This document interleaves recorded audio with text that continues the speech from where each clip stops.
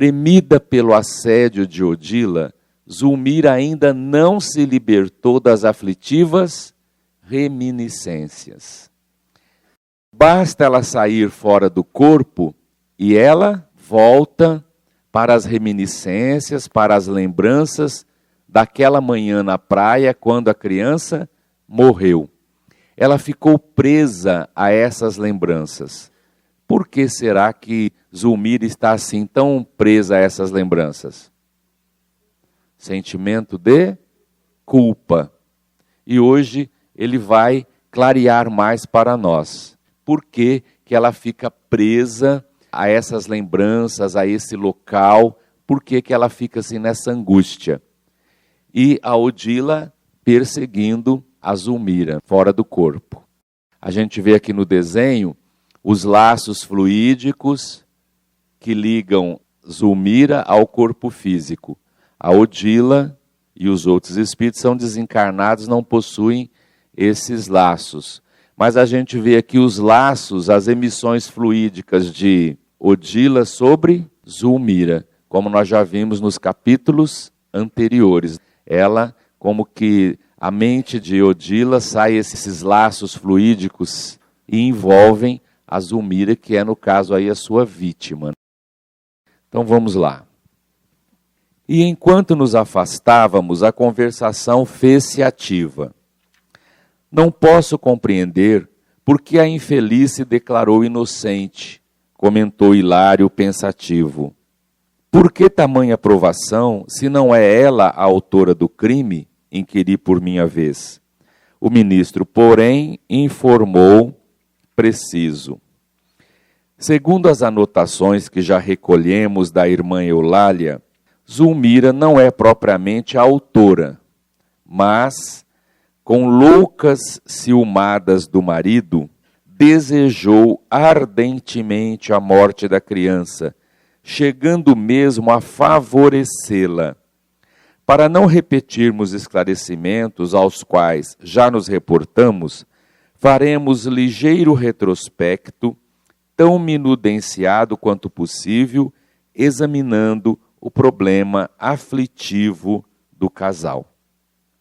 Então veja, acompanhando esses acontecimentos ali na praia, eles começam a conversar. O Hilário pergunta, por que Zulmira não se declarou inocente? E o André Luiz também pergunta, por que tamanha provação se não é ela a autora do crime? Porque, em verdade, ela não matou a criança. Por que que ela está tão vinculada à morte do menino? Por que as reminiscências a atormentam tanto? E aí, o ministro esclarece. Zulmira não é propriamente a autora, mas desejou ardentemente a morte da criança, chegando mesmo a favorecê-la. Ou seja, de alguma maneira, ela desejou, ela quis e, de certa forma, ela contribuiu, que ela favoreceu para que o menino morresse. Embora ela não seja a autora do crime, ela não matou o menino lá na praia afogado, ela contribuiu para que ele morresse. E ela chegou a desejar isso, ardentemente. Relaxou a vigilância e deixou que a coisa acontecesse. Veja só, ela está sofrendo então as consequências não do crime, porque ela não praticou o crime, mas ela desejou, contribuiu, indiretamente ela favoreceu a morte da criança. É copartícipe disso. Então ela está sofrendo as consequências naturais. Veja que a lei divina observa todos os ângulos da questão.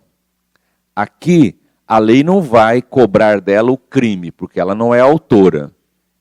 Mas a consciência dela, pelo remorso, pela culpa, complexo de culpa, a lei está cobrando dela esse favorecimento, esse desejo que a criança morresse. A lei observa tudo. A lei não julga só o fato. A lei observa as circunstâncias em que o fato aconteceu e as intenções que envolveram o acontecimento. Duas pessoas estão envolvidas num crime. Uma cometeu o crime, a outra não cometeu. Às vezes a lei age mais naquele que não cometeu do que naquele que cometeu. Porque o que cometeu pode ser alguém frágil, influenciável, desequilibrado, e aquele que não cometeu, mas engendrou tudo, e induziu o outro, e preparou a situação, a artimanha partiu da mente dele, ele que preparou tudo, a lei vai ver que ele teve mais culpa do que o outro que cometeu na sua fragilidade emocional. Foi por isso que aconteceu a obsessão. Ela está sofrendo essa influência da primeira esposa do Amaro, porque ela contribuiu na morte da criança. Vamos lembrar que o senhor Amaro era casado com Odila. Odila morreu. Ele casou-se pela segunda vez com Zulmira. Ele tem do primeiro casamento 2 filhos, a Evelina, que é uma adolescente, e o Julinho, que era um garotinho, 5, 6 aninhos. Esse menino, Zulmira, tinha uma certa aversão por ele, porque o pai se dedicava muito a ele, e ela ficava enciumada.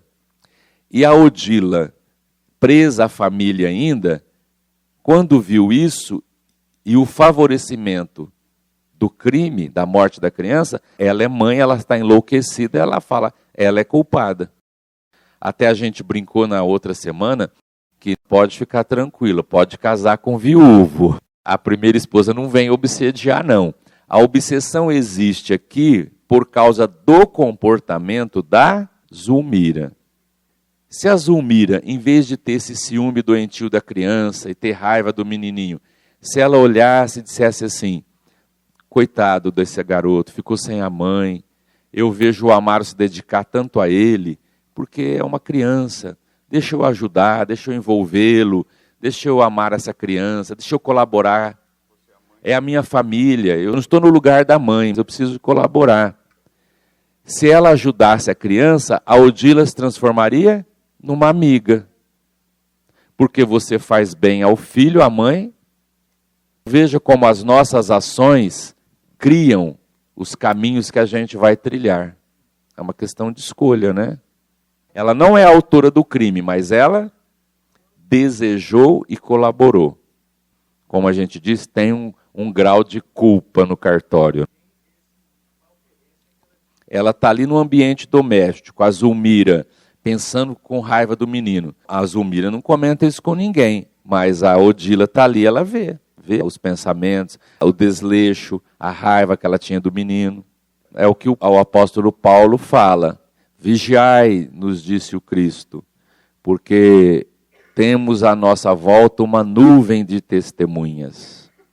Quando você pensa que você está sozinho, que ninguém está vendo, tem uma nuvem de testemunha invisível aos seus olhos. E mesmo que não tenha nuvem de testemunha, está sozinho, não tem nenhum espírito vendo. A tua consciência te acusa depois, porque a lei divina está na tua consciência. Você desejou, você está preparando para que aquilo aconteça. Então vamos lá. Agora ele vai descrever então como nasceu isso tudo. Por que isso tudo aconteceu? Veja como a vida familiar é algo complexo, que a gente tem que observar, analisar, para a gente não incorrer nesses erros. Então veja só. Depois de breve pausa, o ministro Clarencio prosseguiu.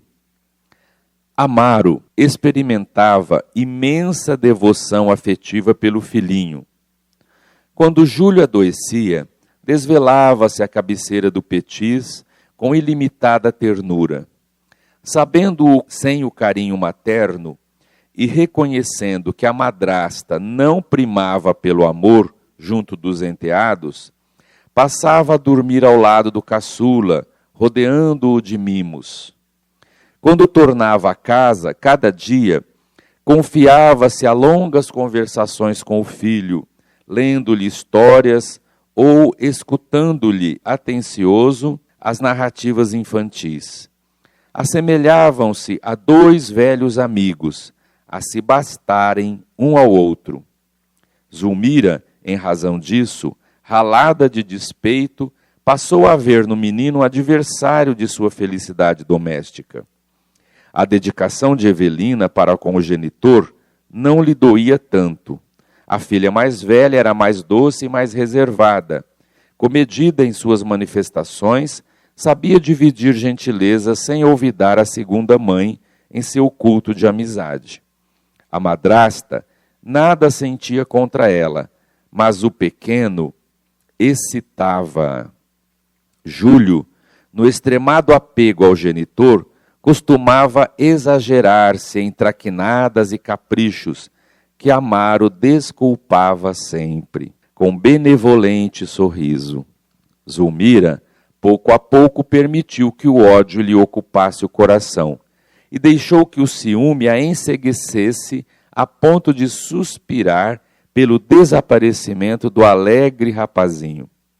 Despreocupava-se intencionalmente pela assistência que lhe devia e abandonava-o às extravagâncias, características de sua idade, alimentando o secreto anseio de presenciar-lhe o fim.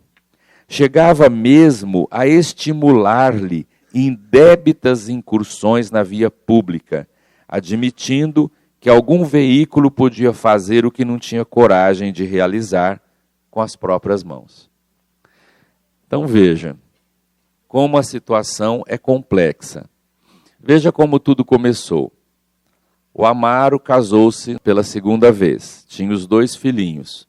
Zulmira vem para essa família e eles começam a convivência. Agora veja que por parte do casal, os 2 estão cometendo erros. Primeiro, o Amaro. Ele experimentava uma imensa devoção afetiva pelo filhinho. Assemelhavam-se a 2 velhos amigos a se bastarem um ao outro. Ou seja, em muitas situações, o Amaro excluía a segunda esposa. Aqui chega a dizer que às vezes o filhinho chegava, ele ia lá contar historinhas e muitas vezes ele dormia com o menino. Deixava a esposa lá no quarto sozinha e vinha dormir com o Julinho. Isso já é um problema até entre o casal de primeiro casamento. Não é porque ela é madrasta, não. Se o pai ou a mãe começa a ficar só pensando num filho, aquele amor, alguma coisa começa a desandar. A gente tem que ficar atento. Por quê? Porque a família, gente, é um caldeirão do Hulk, onde estão ali espíritos envolvidos em tramas do passado. Lógico que mãe ama todos os filhos, só que existem coisas do passado muito fortes. Às vezes, a mãe pode começar a ter uma simpatia, uma tendência, um amor, uma coisa muito extremada por um filho e esquecer o esposo e até os outros filhos. E a família perceber. É o vínculo do passado. Então a gente tem que ficar atento a tudo isso. O Amaro foi envolvendo e não percebeu. Ah lá, eles se bastavam um ao outro. Ficava lá longe, conversando, e a esposa para cá. Às vezes ele dormia com o menino, e a esposa para cá. Isso vai gerando um clima de ciúmes, um clima de instabilidade emocional. Ele tinha que incluir a esposa. Vem cá. Vamos ficar aqui o Julinho. Criança que não é anjinho nenhum. Nossos filhos são espíritos que carregam as experiências do passado. E embora pequenininhos, eles têm uma anteninha que eles percebem tudo. O pai, emocionalmente, ele ficou afetado. O filho sozinho, ele via que a madrasta também não tinha uma dedicação muito... Então ele começou a mimar o garoto. O menino percebia e faziam 1000 traquinagens e o pai, Julinho. A madrasta passa a ser a ruim e o pai, o amigão. E o menino percebe isso e aí começava a fazer coisa entre o casal. Ela brava e ele perdoando bonzinho. Isso também acontece com marido e mulher. A mãe é severa, está ali o dia todo e faz alguma coisa, aí o pai chega, traz bombom. Ah, tadinho. O filho começa a perceber que a mãe é severa e o pai perdoa tudo. Para a criança, o bonzinho é o pai, a mãe é a má. Aí ele começa a jogar o pai contra a mãe. Por isso que o casal tem que estar de comum acordo. Conversar tudo antes. Ter filho não é brincadeira. Tem que ter lucidez. Nós somos os educadores. Como é que vai ser a coisa aqui em casa? Vamos programar. Cheguei do trabalho, pai, a mãe não sei o quê. Se tua mãe fez, tem alguma razão. Nunca tirar a autoridade um do outro. Ah, tadinho, vem cá. Tirou toda a autoridade da mãe. Isso vai prejudicando a educação e o relacionamento da família. Então veja como a coisa é complexa, a gente não percebe. E a criança, gente, eles são, não é criança, é criança, né?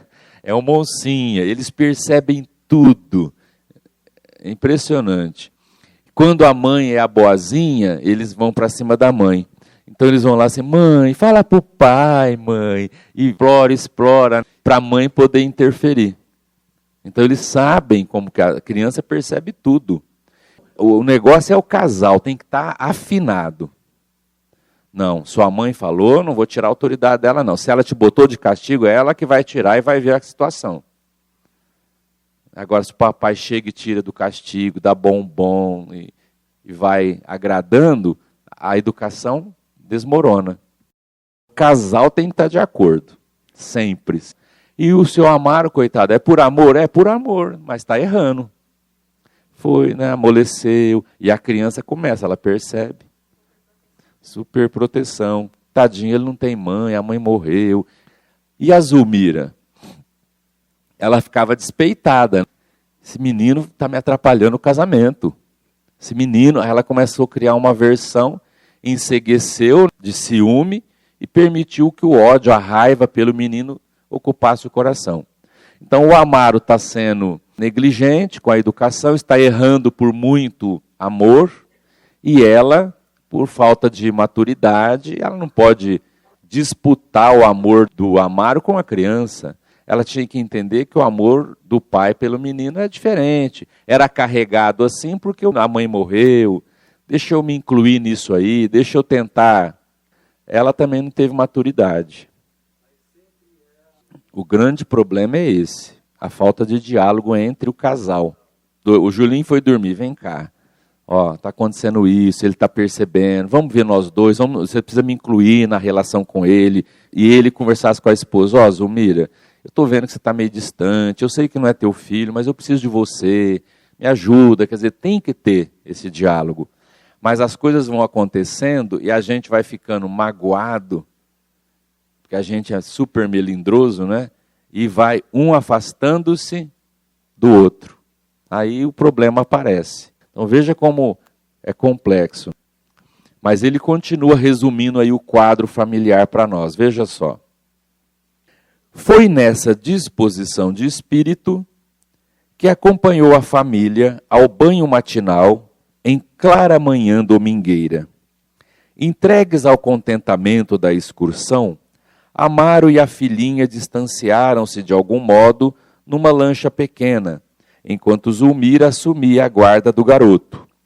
Foi então que o cérebro da moça deixou nascer escuras divagações. Não seria aquele o momento azado para consumar o velho propósito? E se relegasse o menino a si mesmo? De certo, Júlio, em sua curiosidade infantil, não resistiria à atração para o seio das águas. Ninguém poderia culpá-la. Passou do projeto à ação e de pronto se afastou. Em se vendo a sós, o caçula de Amaro interessou-se mais vivamente pelas conchas multicores a se multiplicarem na areia, perseguindo-as, encantado pelo mar adentro, até que uma onda veloz lhe chicoteou o corpo tenro, obrigando-o a mergulhar. A criança gritou pedindo-lhe amparo. Realmente, poderia ter retrocedido alguns passos, salvando-a, mas vencida pelos sinistros pensamentos que lhe dominavam a cabeça, esperou que o mar concluísse o horrível trabalho que não tivera coragem de executar. Quando notou que o enteado havia desaparecido, começou a clamar por socorro, de alma repentinamente dobrada pelo remorso, mas era tarde. Amaro acorreu precípite e, com o auxílio de companheiros, retirou para fora o corpinho inerte. Torturado, chorou amargosamente a perda do filhinho, recriminando a mulher. Foi então que Zulmira, dominada pelo arrependimento e atormentada pela noção de culpa, desceu em espírito ao padrão vibratório de Odila, que a seguia em silêncio, revoltada. Enquanto se mantinha com a paz de consciência, defendia-se naturalmente contra a perseguição invisível, como se morasse num castelo fortificado. Mas, condenando a si mesmo, resvalou em deplorável perturbação, à maneira de alguém que despertasse de uma casa iluminada, embrenhando-se numa floresta de sombra. Então veja como ela realmente favoreceu a morte do menino. Ele diz, ela podia ter retrocedido, ela podia salvar a criança, mas ela esperou que o mar fizesse o trabalho. E aí vem o remorso, mas era tarde. E aí ela criou a condição especial para a Odila obsediá-la. Veja que, às vezes, uma adversidade que vai crescendo, uma malquerença, uma raiva pela criança, vai levando, a pessoa não vê, e de repente a pessoa assume uma atitude altamente má, porque ela teve crueldade. Imagina, gente, você está assim de costa, o menininho gritando, Zulmira, me ajuda, e ela, disfarçando, percebeu, aí ela começou a gritar, fazer aquele escândalo, mas ela permitiu, ela facilitou a morte do menino. Foi crueldade mesmo. A gente é responsável pelo mal que advém do bem que deixamos de fazer. Ela podia ali socorrer a criança e não quis. Existem mortes, Joviniano, que têm a ver com o nosso passado. E existem situações aqui na Terra que é descuido dos pais. Ontem eu estava descendo a rua, Alagoas, de carro, e um carro na frente, e eu vi a cena. A mãe abriu a porta, e o menino na calçada, ela falava assim, vem, e o menino, quer dizer, um monte de carro correndo, e a mãe falando para o menino vir. Deve ser mãe, né? Eu passei de carro, não sei. Mas assim, a criança correndo, não era madrasta não, a criança correndo, e ela lá na porta assim, quer dizer, o bom senso diria que ela tinha que encostar a porta e ir lá pegar na mão da criança. Porque o menino veio correndo assim, o carro, quase, mas foi por um triz, um negócio assim. Quer dizer, aí se acontece, o motorista, coitado, trauma, ele que é culpado, mas eu vi a falta de bom senso do adulto. Então, às vezes, são coisas assim que a pessoa deixa acontecer por bobagem. O Dr. Bezerra de Menezes, numa mensagem muito antiga, pela dona Ivone Pereira, ele diz que na década de 50, 60, havia no Brasil um alto índice de mortalidade infantil. E isso atrapalhava muito o processo reencarnatório, que era uma condição da Terra daquela época. E ele disse assim, que muitas crianças morriam e não era para morrer. Só que isso tinha a ver com a falta de higiene, com a falta do avanço científico ainda. Então, uma porcentagem muito grande era descuido dos pais, negligência dos pais. Ainda existe aquela época em que filho era criado igual galinha, né? Solto, comendo terra, comendo tudo. Criança é assim, não tem a noção que a gente tem. Então, a gente tem que estar vigiando, tem que estar cuidando. É lógico que a mãe não tem intenção, mas é a tal do descuido. Outro dia também eu vi na moto, a mãe dirigindo, o pai atrás e a criança no meio sem capacete. Aí o pessoal comentou assim, gente, olha aqui, e assim, não é andando a 20, 30 não, aquilo rasgando a avenida. O pessoal pensou na questão da multa de trânsito. Se o guarda perde a carteira, não dirige mais. Eu falei assim, gente, isso é o mínimo. O problema é, de repente, a criança, já pensou, bate a cabeça, o remorso dessa mãe, desse pai, porque aí a coisa vem depois. A pessoa não pensa, né? Ah, é daqui ali, põe ele no meio, é rapidinho, é ali, ó, pronto, acontece. E não precisava. Então, uma pena. Indiretamente ela causou, mas ela não matou. Ela não tinha essa coragem, mas a intenção ela tinha. Na lei divina ela não é autora, mas ela tem um grau de culpabilidade, porque ela favoreceu. Por isso que lá no Livro dos Espíritos falam assim também. E aquele que não comete o mal, mas se beneficia do mal que cometeram, é culpado? Tem culpa também. E aquele que não cometeu o mal, mas induziu o outro a cometer, tem grau de culpa também. Às vezes até maior do que o outro. Se o outro for uma pessoa frágil, problemática, você induz a pessoa. Você não teve coragem, mas induziu o outro. A lei divina vê tudo. Aqui ele está dizendo que ela não é a autora, mas ela favoreceu, ou seja, tem um grau de culpabilidade. Agora veja só a revelação aqui, daqui a pouquinho, Jovinando, da criança. O ministro fez leve pausa de repouso e prosseguiu.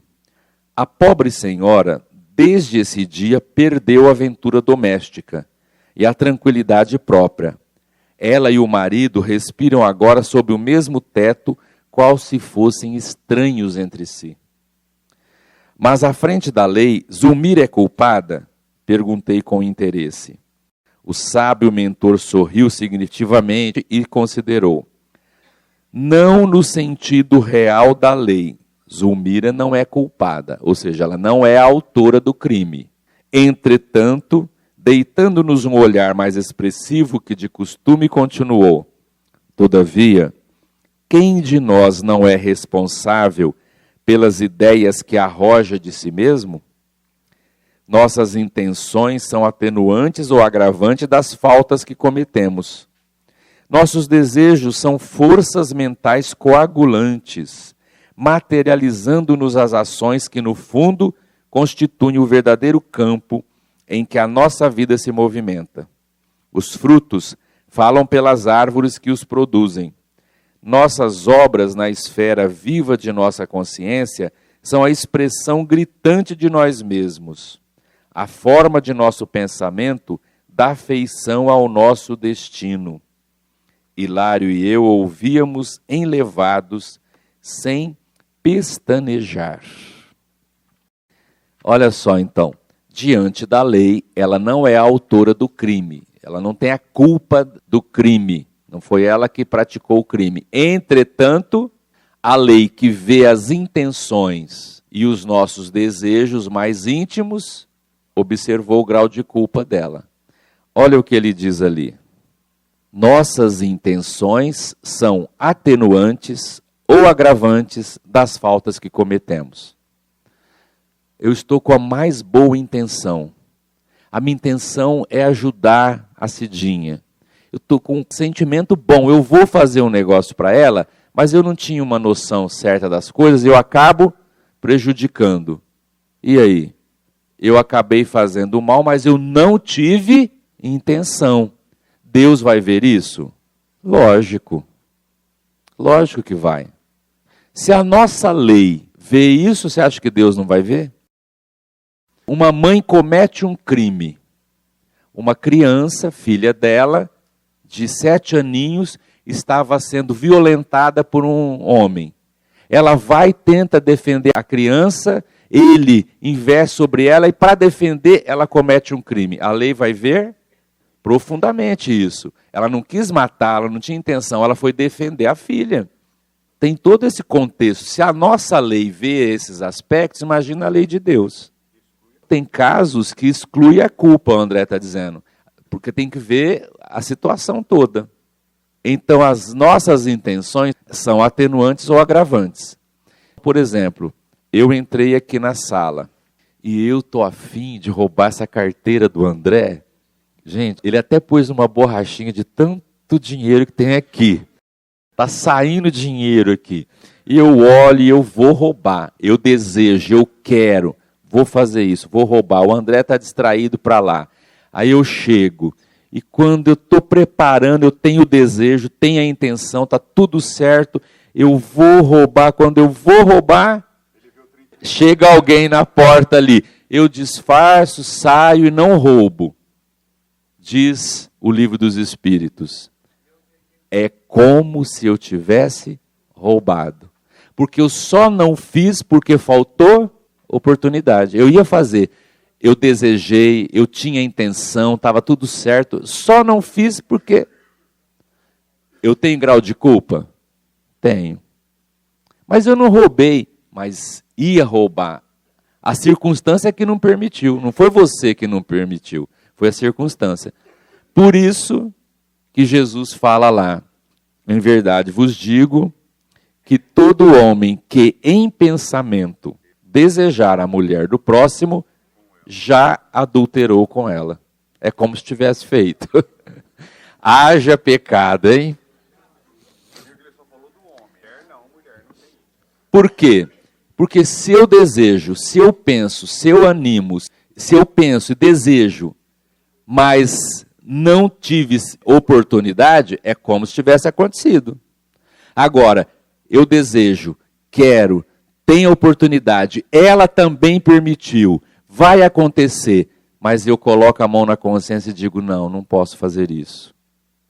Aí eu decidi, eu tinha oportunidade, eu consegui me dominar, aí é vitória minha. Agora, eu quero, preparei, fiz tudo, vai, mas faltou oportunidade? É como se eu tivesse feito. Porque eu cultivei isso dentro de mim e faria. Só não fiz porque a circunstância não permitiu. A lei, diz Jesus, ele dá esse exemplo do adultério, mas é em tudo. A lei vê as nossas intenções. Porque às vezes o indivíduo prepara tudo, só não fez porque faltou. É o caso da carteira, eu ia roubar. Estava tudo certo. Aí eu mesmo vou dizer assim, que azar, na hora, abrir a porta. Quer dizer, eu faria. Pronto. Então as intenções é tudo. No caso da Zulmira, ela não é a autora, mas o grau de culpa dela é enorme, porque ela propiciou, facilitou, não fez nada para evitar. Agora, olha só a situação. Por uma bobagem, ela criou um problema grande na vida dela. E ela nem imagina o que ia acontecer com o Júlio, olha só. Clarencio, no entanto, guardando a intuição clara do serviço imediato a fazer, para não delongar-se em digressões filosóficas, retomou o fio central do assunto, esclarecendo. Júlio trazia consigo a morte prematura no quadro das provações. Era um suicida reencarnado. A segunda esposa de Amaro, porém, sofre o resultado das infelizes deliberações que albergou no espírito. Padece o retorno das vibrações envenenadas que arremessou na direção do menino.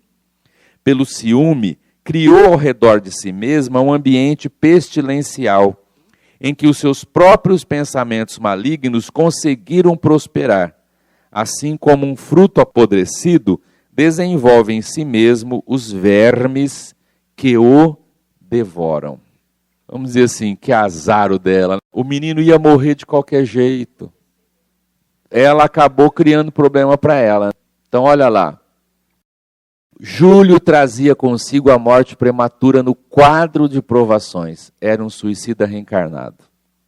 Dentro do quadro, ele morreu, Joviniano, por isso. O Julinho ia morrer em tenra idade. Já era uma necessidade expiatória dele. A lei iria, vamos dizer assim, preparar isso. ela, Zulmira, acabou antecipando e criou a situação. No quadro das necessidades dessa criança, a lei aproveitou. Mas ela foi um instrumento do mal. É o que Jesus disse, que a Lourdinha lembrou. O escândalo tem que vir, mas ai daquele por quem venha o escândalo. O menino ia morrer. Ela facilitou, favoreceu, a lei, ele tinha que morrer, aproveitou. Se a lei dissesse que não iria, alguma coisa aconteceria. Já viram aquele indivíduo que cai um avião, morre todo mundo e ele não morre? Tem coisas da lei que o indivíduo não tem jeito. Mas tem coisas que acontecem, que é a necessidade do indivíduo. Está dentro do quadro do indivíduo. A gente vê muito isso em Bala Perdida, no caso daquela mulher. Estava lá, acho que na casa dela, uma bala perdida, matou ela e a criança, que ela estava grávida. Meu Deus, como é que essa bala foi justamente, é coincidência, é obra do acaso? Não. Tem alguma coisa no passado entre essa mãe e essa criança, essa necessidade expiatória, iria acontecer de qualquer jeito. Mas dentro dos quadros do mundo, a lei aproveita os acontecimentos. A lei aproveitaria, se não fosse a bala perdida, seria uma doença, seria um mosquitinho que picava e dava uma enfermidade dessas que matava mãe e criança. Mas a lei usa os recursos do mundo que a gente está. O menino iria morrer. Ela assumiu a culpa disso e não precisava. Perante a lei da reencarnação, o Júlio expiou a falta do suicídio que ele cometeu. O que não quer dizer que toda morte infantil é suicídio. É o caso do Júlio aqui. Como a gente viu, há descuidos de pais e há outros valores que não é só suicídio, que a pessoa tem necessidade de morrer na infância. Há até casos em que uma criança que morre em tenra idade, ela faz isso para ajudar a família. Ela já vem com esse programa. A morte dela vai mexer com a família inteira. Sabe aquele neto esperado, aquela família de valores familiares, de não sei o quê, que todo mundo naquela coisa, aí vem o neto esperado, aquela coisa, e o menininho morre. E isso mexe com todo mundo. Lá da Célia Diniz, mexeu com a família inteira. Então tem coisas que o espírito programa. São necessidades, às vezes não é que ele é suicida, é que esse tipo de situação ajudaria a família, a dor vai trabalhar. Nós nunca podemos pegar, sim, não é taxativo. Morreu na infância, é suicídio. Não, não é. É o caso do Júlio. E nós vamos ver que tem coisa do passado deles também. Lembra que eu falei com vocês nos capítulos anteriores? Por que será essa coisa dela com ele? E por que será o pai e o filho também tão... Se ele teria que reencarnar com ela, não necessariamente ela vai ter que reencarnar com ele. A lei é assim, você não deve para o Júlio, você deve para a lei divina. Vamos na nossa pequenez, a gente também não é Deus, né? Não tem como ver tudo, mas de repente amanhã ela é uma mãe que tem um filho que ela é louca, ama, e o filho morre. Ela vai sentir o que ela causou a Odila e ao Amaro. Aí ela vai dizer, meu Deus, por que o senhor tirou? E vai ficar revoltada com Deus. Mas é o passado, exigindo dela hoje a corrigenda. Entendeu? Deus pode colocar lá com ela um espírito ligado a ela que tem a mesma necessidade de desencarnar em tenra idade. Ou pode ser até alguém, pode até ser o Júlio, que perdoou, entendeu, sabia que ele tinha que morrer, que compadecido vem para ser filho dela e ajuda a ela morrendo mais cedo também. Nós somos vítimas de nós mesmos, só. Encerrando, gente. Supondo-se responsável pela morte da criança, de vez que asilou o delituoso plano a que nos referimos, Zulmira abandonou-se ao mal que trazia consigo, e mantando-se ainda ao mal de que a adversária é portadora, e tornou-se por isso enferma e dementada. Aqui no caso, ela realmente tinha culpa, e ela adoeceu por isso. Agora veja o que é a vida. Como nós temos que ter lucidez, bom senso. Há pessoas que ficam infelizes, doentes e dementadas, porque acham que foram culpadas e não foram. Já viram isso? As pessoas dizem assim, você não tem culpa, você foi levar ele na escola, aconteceu um acidente, o carro... Não, mas se eu não tivesse ido... A pessoa fica doente. Emocionalmente a pessoa é frágil. Há situações que acontecem que ela não teve culpa, mas como era ela que estava dirigindo o carro, a pessoa se culpa. Mas eu estava dirigindo o carro, morreu, só eu sobrevivi, eu tenho culpa. A criança correu, saiu do portão, você não viu, não tem como você... Como é que você vai fazer? Aconteceu. Você não pode se colocar numa situação de culpa, porque o negócio é o nosso pensamento, gente. Se tudo diz que você é inocente, mas se você falar eu sou culpado, acabou. Você vai se prejudicar. Por isso que a gente tem que ter essas noções, senão você fica doente. Há pessoas que sobrevivem a um acidente assim e nunca mais vão ser a mesma, porque elas se culpam. Eu vivi, eu tenho culpa de não ter morrido também, e aí a pessoa fica... Quando ela deveria corrigir? Tem alguma razão para isso. Se Deus permitiu que apenas eu sobrevivesse, eu tenho que valorizar mais minha vida, eu tenho que mudar. Só que a pessoa se desestrutura emocionalmente e se culpa. A gente tem que trabalhar isso. O pensamento é tudo, mas aqui ela tinha culpa. E o pequeno em toda a história em que iria admirado? Júlio foi conduzido à região que lhe é própria, ou seja, recebeu atendimento no mundo espiritual. Criança nenhuma fica sem atendimento no mundo espiritual. Essa história de que tem criancinha chorando no além, gritando mamãe, cadê meu... pedindo comida, isso não existe, isso é fantasia. Qualquer espírito que desencarna na fase infantil é socorrido imediatamente. A não ser certos espíritos lúcidos que morrem e já assumem a personalidade da vida passada. Mas ninguém fica vagando, chorando, essa coisa toda, viu? Isso é fantasia. O espírito que vem em reunião mediúnica, falando que é criancinha, pedindo bala, isso é mentira, é espírito brincalhão. Eles se fazem por criança, são espíritos brincalhões, isso não existe. Teria coragem de largar a criança por aí andando sozinha, vagando? A gente fica condoído de ver uma criança sofrendo, Deus vai deixar a criancinha no além. Ah, eu quero bala, cadê minha mãe? É a falta de bom senso. Criança comunicando, dizendo que quer bala, que quer doce, que quer comida. Isso é espírito brincando. Não existe.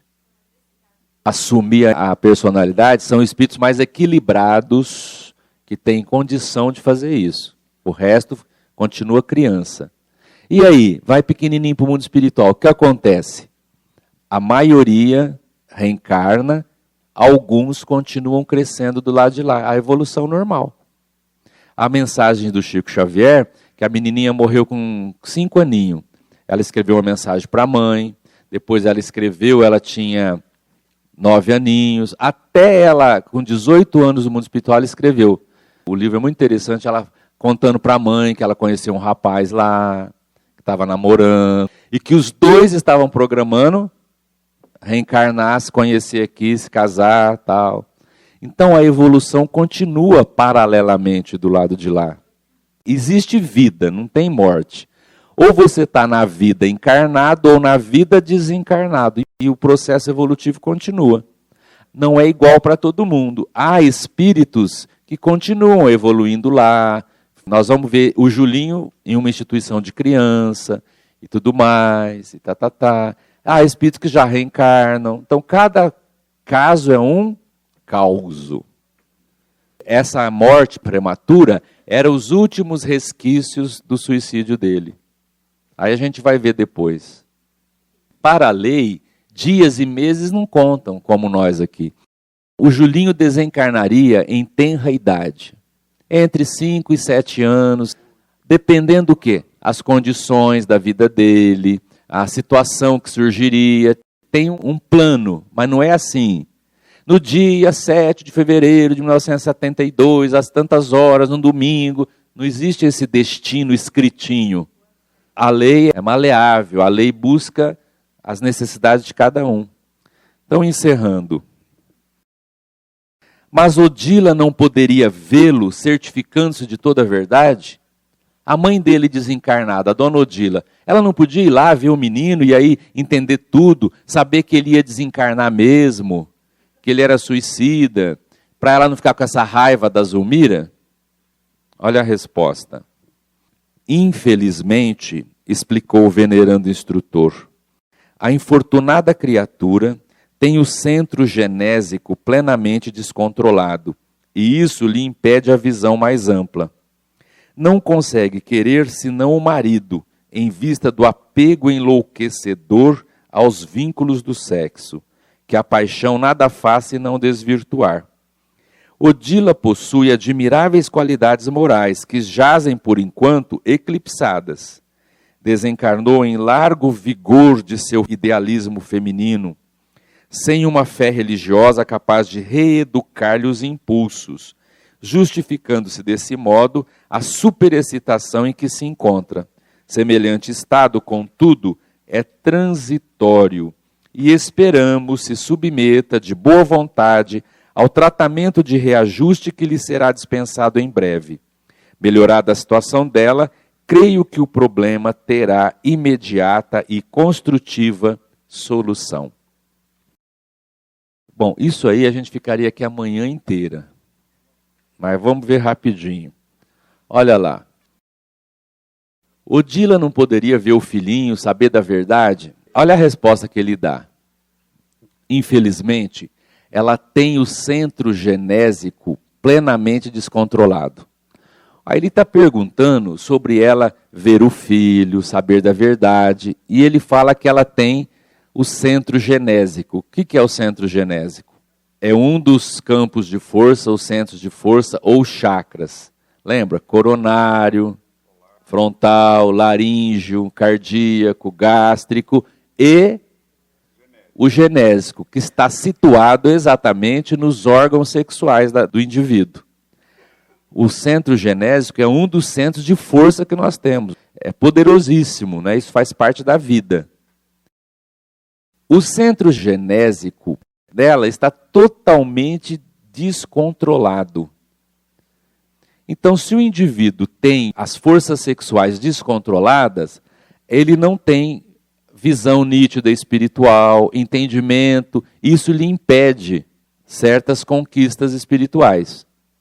Não que o sexo seja uma coisa ruim, que sexo é sujo, que é pecado, esses conceitos religiosos que a gente vem do passado.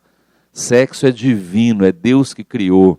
O sexo é a semente do amor cristão que nós vamos ter lá na frente. Faz parte da vida.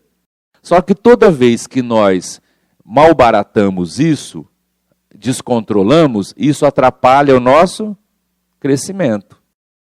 A Odila desencarnou, ele diz, na plenitude das forças sexuais, jovem. E ela chegou do lado de lá e viu que morreu, ela descontrolou. Ela tem um apego pelo marido muito forte, mas não é só amor, o apego é mais sexual, é atração física. Ela tinha uma química sexual com ele muito forte. Ela ficou totalmente apegada e desequilibrada. E ela não tem, diz o instrutor, nenhuma escola religiosa, nenhuma fé que lhe ajude a equilibrar isso lá. E também aqui, porque nós somos levados a equilibrar isso aqui na Terra. Não é que o sexo é pecado, não. É uma das forças que nós temos que disciplinar, educar. Há indivíduos que a sexualidade é super animal. Ele não tem uma parceira, um parceiro. É um cada semana. Isso prejudica o indivíduo. Não é que é pecado, não é que é sujo. é que isso é um descontrole. É igual você se alimentar, você vai comer, você tem que comer uma alimentação saudável. Agora você começa a gula, os desequilíbrios, isso vai te trazer algum problema. Se você pensar depreciativamente, negativamente, isso também vai te trazer problema.